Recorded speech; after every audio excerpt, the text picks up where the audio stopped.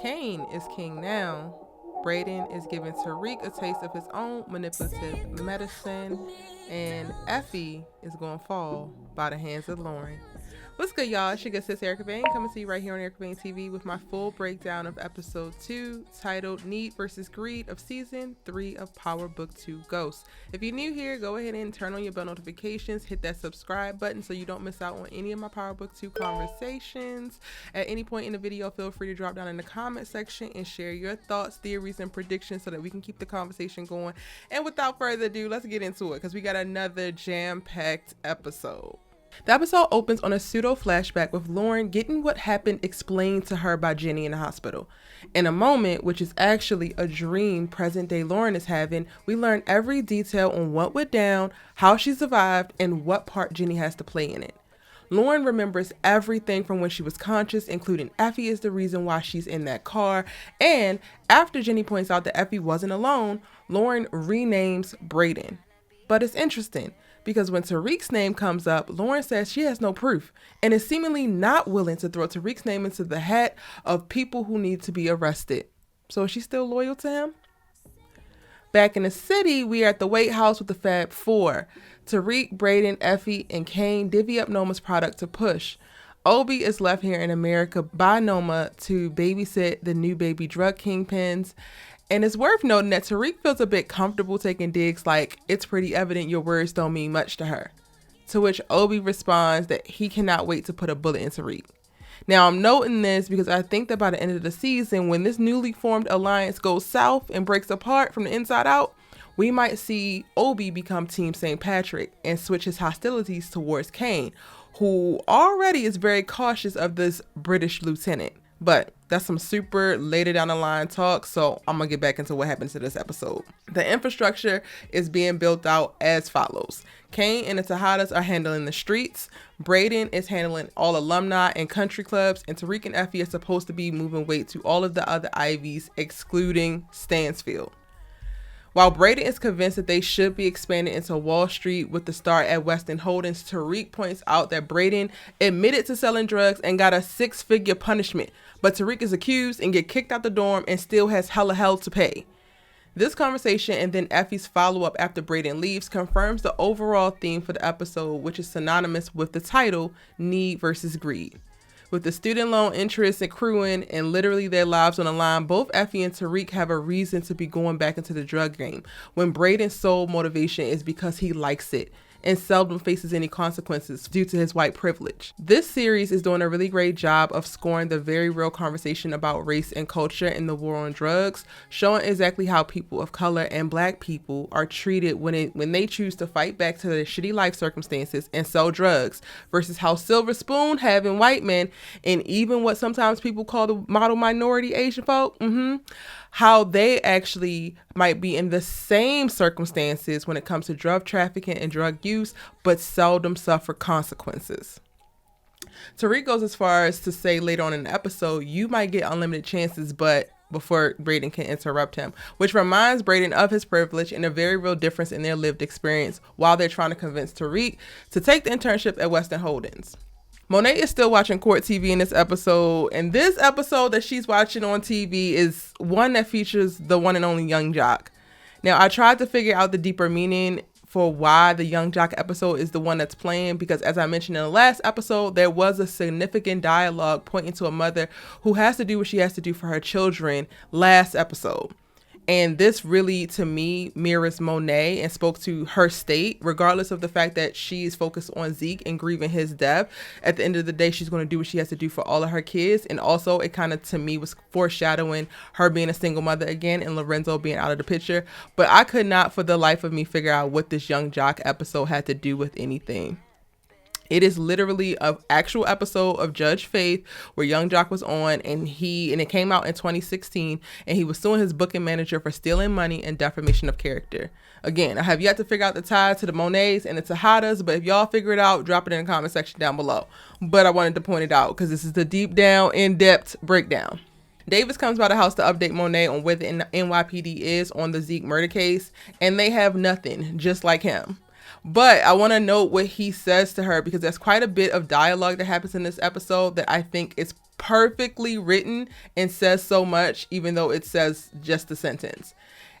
And David says, whoever did this is either meticulous or chaotic enough to have the NYPD scratching their heads. And this would be very accurate portrayal of who we thought Lorenzo to be. Initially, we thought him to be meticulous, strategic, and gangster.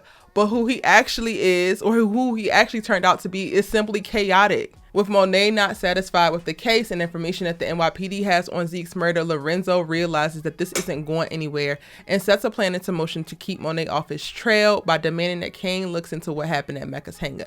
Now, this could possibly be even dumber than the decision that he made to shoot Zeke in the back, thinking it was Mecca, because if Kane is going to do one thing, it's the job, especially if the job is tied to him getting what he wants or where he wants to be within his family's organization. It takes the length of the episode, but Kane figures out exactly who killed Zeke, and he only had to barbecue a few private jet pilots and kill and kidnap some GTG to do it, all in a day's work.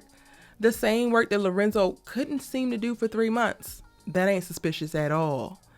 Now, going back to the plan Lorenzo had, he snatches Zeke's championship ring out of a box of stuff that Monet can't bring herself to move or open and plants it on a GTG member that he paid to beat up Drew.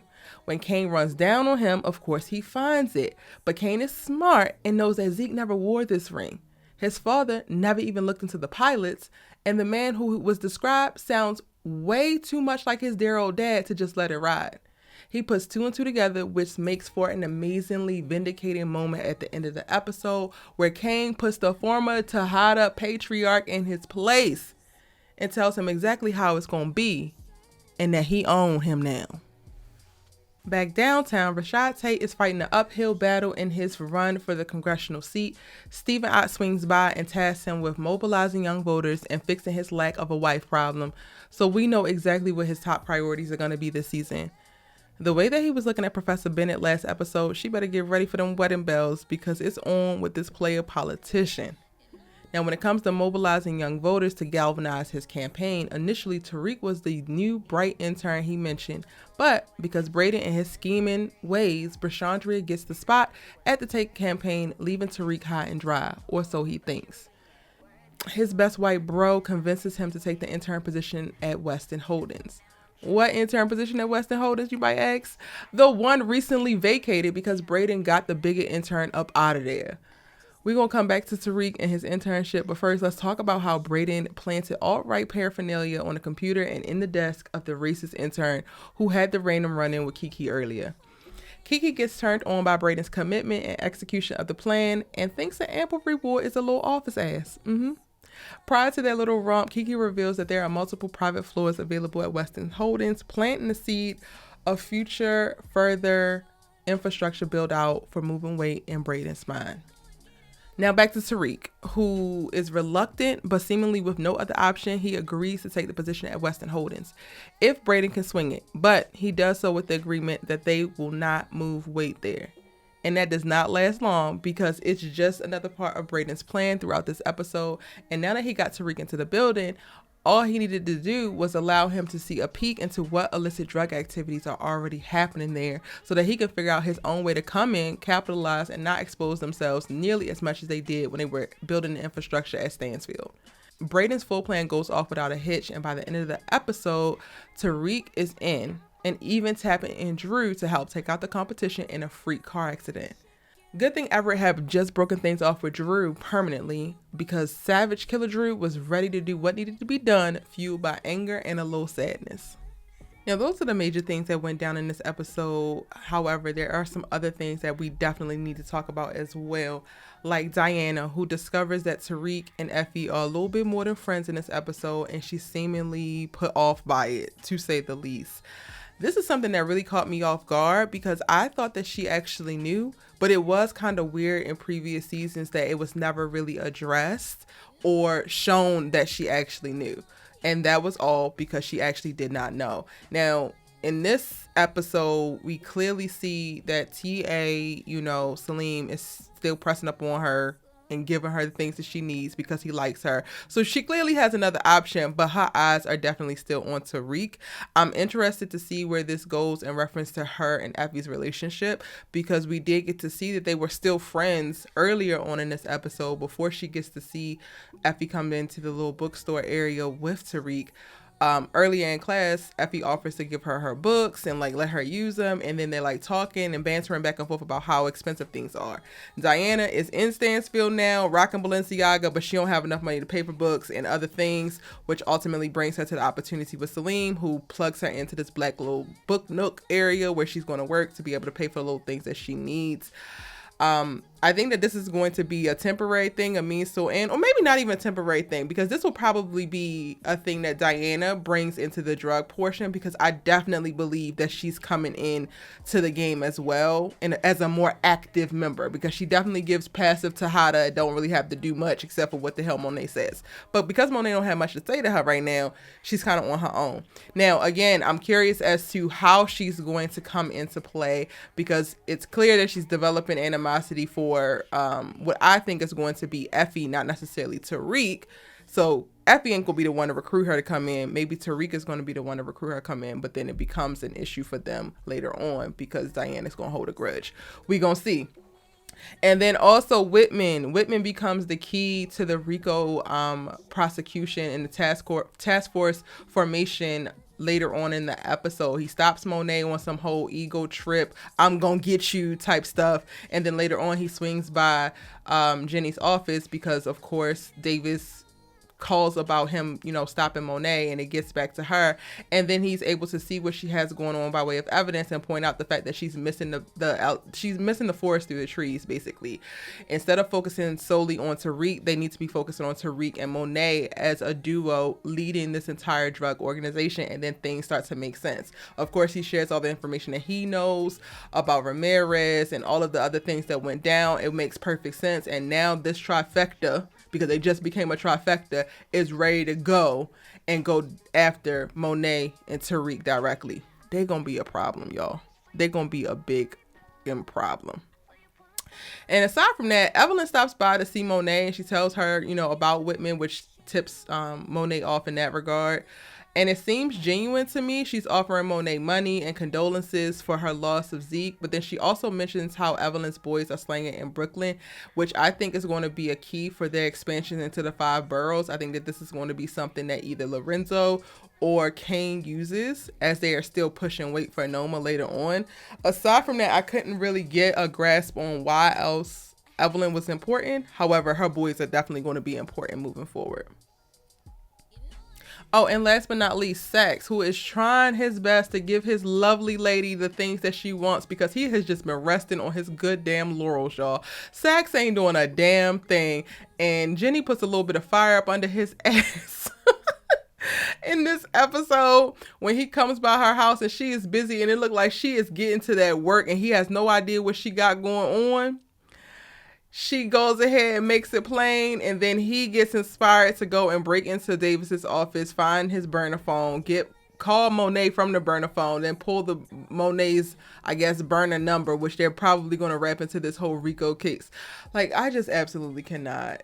When Saxe finds out that Lauren is not dead, I cannot wait to see his little fall from grace, his little fall from sanctimonium, because he swears that he is now a good guy and he's on the right side of this, and it's only going to take this one thing, this one lie, and he's going to turn on Jenny so quickly.